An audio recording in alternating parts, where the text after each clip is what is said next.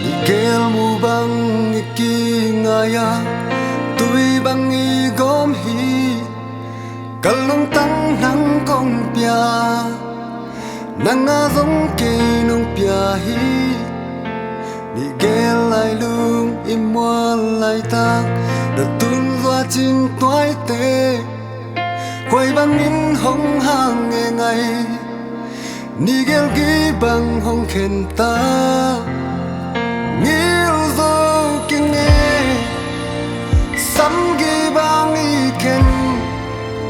Miguel xin tu hi lau Tu le zoa chi le tuai xin tu bang hi Da silung sunga Ngay yon ang zong Hong il zo ki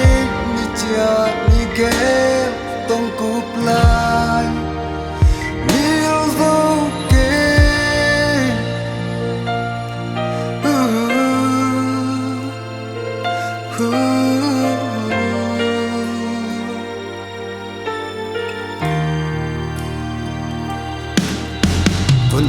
Thum pak bang toi khom đi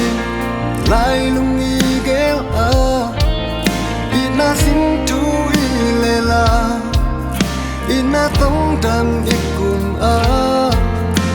in sia na tong zong ki te sa ka lum tang kong piak sa ina khao bang ki zui sa ina tui bang an luang sa Ngil zo kinh nghe Sam gi bang i ken Miguel xin tu hi lau Tu le zoa chi le tuai xin tu bang hi Na silum suna Ngay yon ang zong Hong il zo ke Ni chia Miguel tong kup lai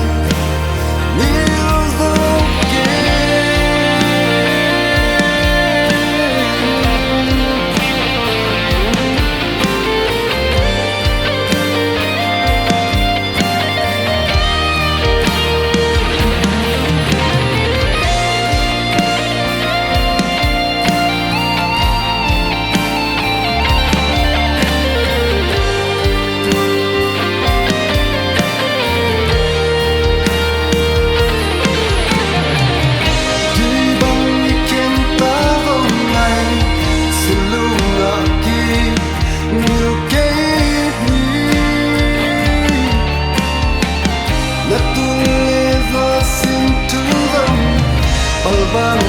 ken nang la in he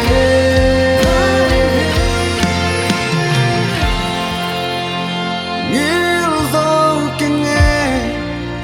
Sam gi bang i